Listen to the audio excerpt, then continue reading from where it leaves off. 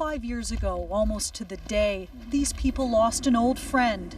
They thought Helen Matheson died of old age at 96. They never imagined murder. At first, I didn't know anybody. I thought it's terrible, it's shocking.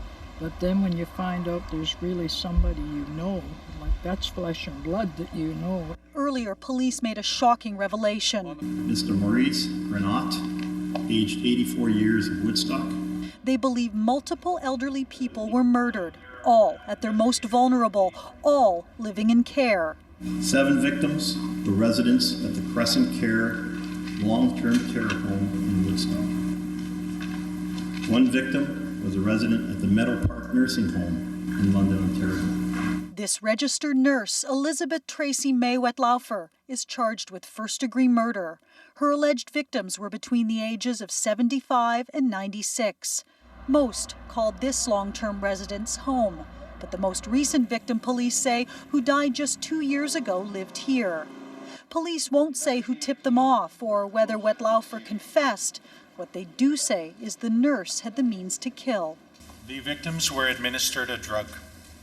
We're not in a position at this time to comment further on the specifics of the drug, as it forms part of the evidence that is now before the courts.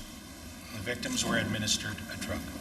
The victims include Arpad Horvath, the longtime president of the London Hungarian Club, and James Silcox, who went to church every day, even when he was sick.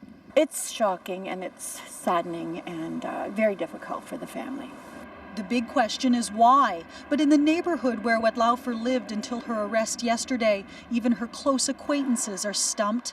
Derek Gilbert wonders if these were mercy killings. She thought she was doing the right thing, which is not the right thing, but people's brains can get twisted. And I also heard that she had been in a drug rehab facility just recently.